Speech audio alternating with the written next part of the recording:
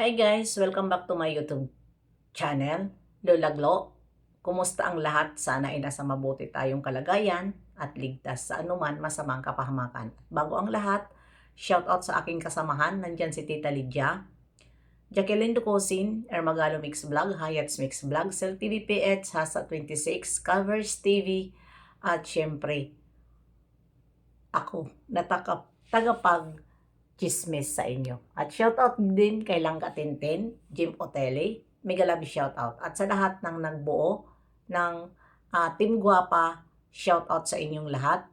At Team Warak at Team Beyonce, mega love shoutout sa inyong lahat. At sa lahat ng mga nag-subscribe ng aking channel, Lola Glo, maraming salamat sa inyong lahat. At ano ngayon ang ating reaction upload? Nandyan sa ating thumbnail si Attorney Google at siya ngayon ang ating reaksyonan dahil nga ito ay naggagaling-galingan at galing man halungkat sa mga scripted na nakaraan kay Beyonce at kay Kabayong Ido.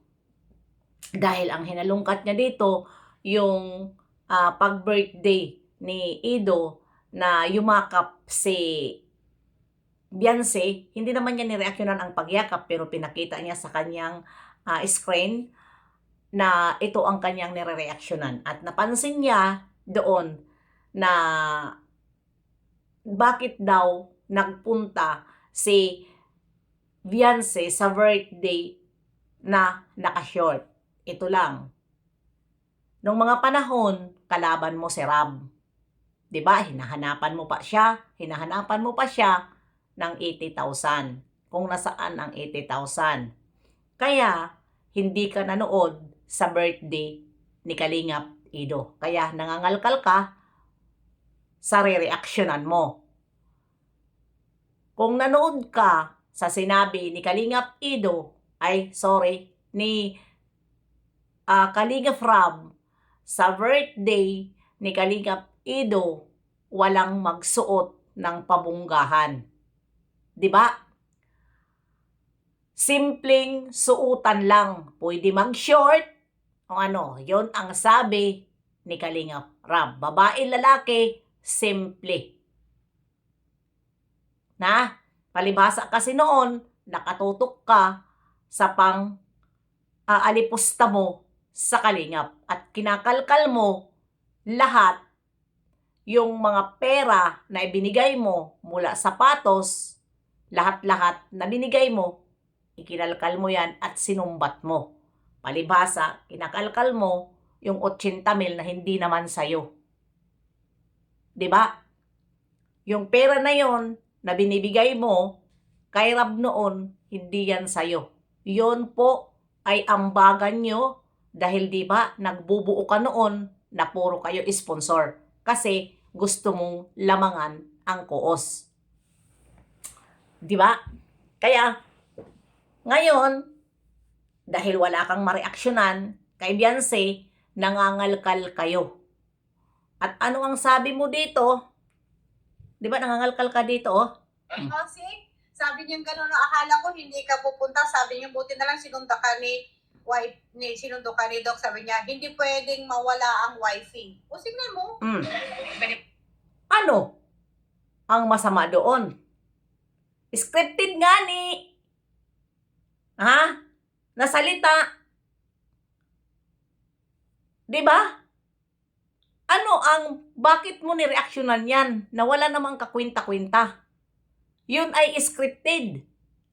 Wala. Sabi niya, hindi pwedeng mawala ang wifi. Saan? Sabi ni Edo, slow ko Balik natin sa normal para maintindihan natin ang gusto. Asus, Maria Jose, paislo-islo ka pa, Claire. Ano style mong bulok, Claire? Malay ko dyan, tanong mo sa kanya. Asus, ganun ka lagi. Ang reaction mo,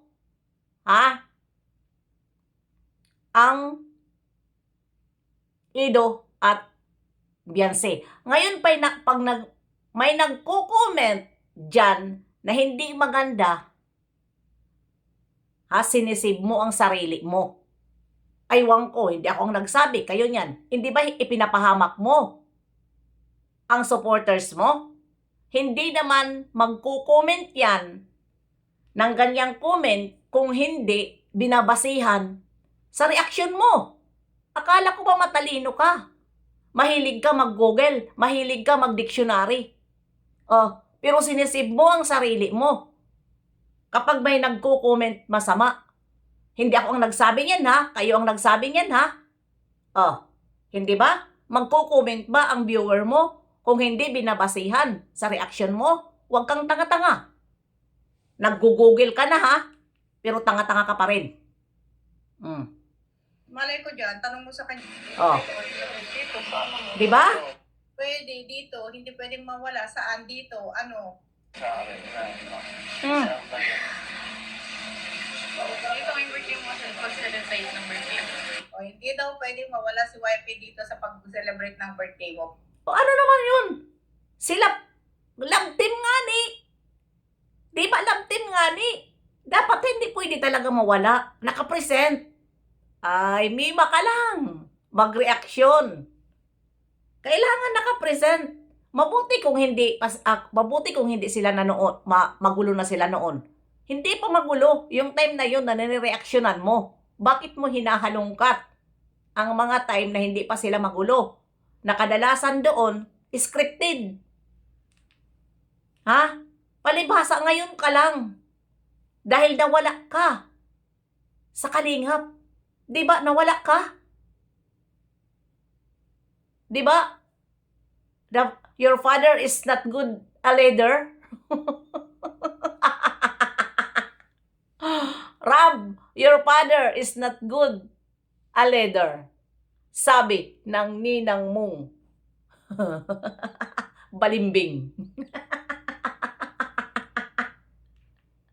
Nag-congrats siya niya. Kin, congrats! Gumaganda na ngayon ang channel mo ha. Bakit? Ikaw rin naman na.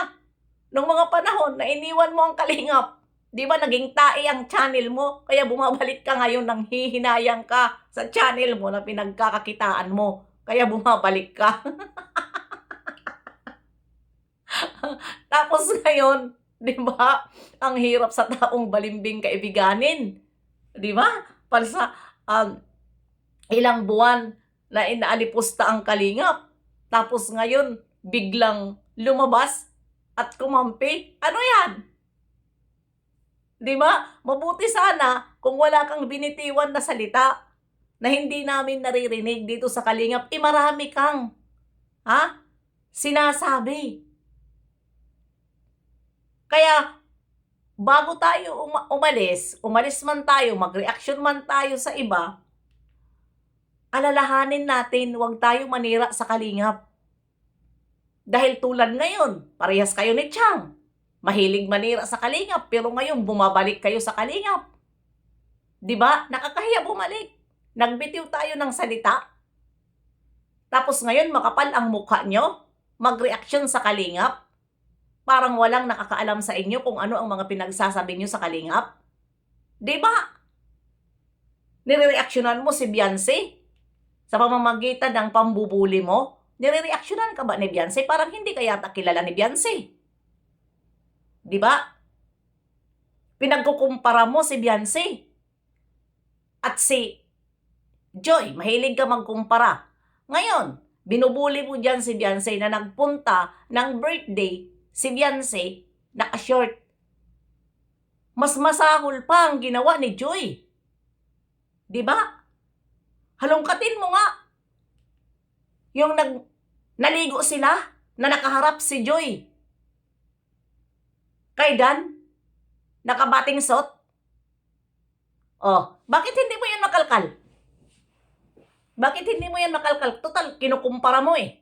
Kinukumpara mo si Joy at si Beyonce. Kalkalin mo yung nakaharap si Joy kay Dan na nakabating suit. Si Beyonce, naka-shirt lang. Naka-shirt lang. Dahil utos ni Kalinga Prab na walang magbungga ng damit. Palibhasa nga, ulitin ko, hindi ka nanood noon dahil busy ka sa pangangalkal sa mga bigay mo kay Kalingap Rab. Kaya, hindi mo alam ang sinasabi ni Kalingap Rab. Di ba? Nagmumukhang tanga ka dyan eh. Sa reaksyon mo, nagmumukhang tanga ka. Di ba? Pag-celebrate ng birthday.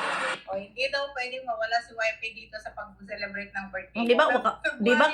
Di Di ba walang kakwenta-kwenta na nareaksyonan niya? Hindi daw pwede mawala si YP sa birthday niya. Ano ang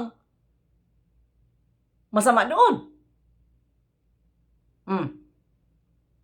Tuloy. I-ano natin kung ano pa ito. Ang ganito kalaking pabahay, kundi po sa tulong ng mga taong yun na napamahal kay Biancy. Kaya sana na Ito, in-acknowledge niya. Sige. palagi mong re-remind si Biancy na huwag magbabago. Ayon! Ano ba ang pagbabago ni Beyonce? Mula sa simula, nagpapasalamat siya. Di ba? Nagpapasalamat siya. Ano ang naging dito ni Beyonce? Kasalanan. Sige nga. O bakit mo kinat yung sinabi ni Kalingap Rab na hindi makakapagbahay ng malaki kung wala ang mga sponsor? Yung mga tumulong kay Beyonce, hindi iniwan si Beyonce. Andyan pa rin, sumunod kay Beyonce. Andyan pa rin sumunod kay Beyonce. At lagi nagpapasalamat. Ano ba ang dahilan? Sino ba ang dahilan? At bakit nagkaganyan? Si Beyonce. Di ba ikaw ngayon nakikisali ka na rin?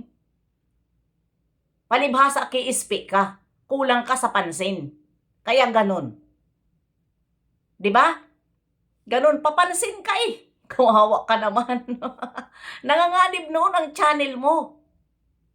Di ba? Lumabas ka, balimbing ka. Di ba si Beyonce noon? Ang ini-endorse mo? Nung ikay nawawala sa kalingap? Si Beyonce noon, ang niyayakap nyo? Ang dami mong sinasabi na napakabait dahil kinukumpir mo kay Carla. Ngayon na naman, hindi si Carla ang kinukumpir mo, pero si Joy. Pero noon, kinukumpir mo si Beyonce kay Carla. Di ba? Alam yun ng mga supporters ni Carla kung paano mo i-compare noon. Di ba? Bakit ngayon? Iba na yata ang kinukumpir mo. Bakit hindi si Carla? Takot ka? Di ba? Takot ka at napapahiya ka sa sobra mong pang-aalipusta kay Carla na kinumpir mo pa yung puwit mo sa puwit ni Carla? Virgin at di na virgin na puwit? Kinumpara? O diba? Nakakahiya ka. Ngayon, piling ka rin. Diba? Pilingira ka. Diba? Nagpipiling bata ka. Palibhasa, ugali mo yun. Tingnan mo. Hindi ka nagre-reaction na hindi ka nakapilter. Nakapilter ka. Magpakita ka sa tunay mong, ako nagre-reaction, walang filter ito. Ayoko mag-filter. Makita man ako sa personal, mas maganda pa pala ako sa personal kaysa sa kamera. Ikaw todo filter ka. Bakit? Tinatago mo yung bahay mo na puro ipis? Homeless? Sa ibang bansa? Pero kung makapagsalita, wagas, mata pobre. Pobre ka mata pobre ka. Nakapunta ka lang ng ibang bansa nang mamaliit ka ng tao. Panoorin mo yung mga pinagsasabi mo. Napakaliit mo, tingnan. Mabuti sana kung hindi ka rin alipin sa trabaho mo. Ikaw ba ang may-ari sa trabaho mo at hindi ka inuutosan? Ikaw ba ang umuutos? Saludo ako sa'yo kung hindi ka inuutosan sa trabaho mo. utusan ka lang. Ha? Utusan ka lang sa trabaho mo. Hindi ikaw ang may-ari sa trabaho mo. Kaya huwag kang magmaliit. Sa hitsura mo na yan, magpakita ka. Huwag puro filter. Dahil naiiba ang mukha mo sa filter sa tunay mong kaya palibhasa, ganun ang ugali mo. Pati pagkatao mo, pinipilter mo. Pati ugali mo, plastic na rin. Yun, di ba? Kaya plastic ka. Hanggang dito na lang. Marami kang sinasabi. Yan lang ang nireaksyonan ko dyan. Mamaya na lang kapag mag-live ako. Mas maganda ang live para ipakita natin yung mga pinagsasabi niya. Bye-bye. See you.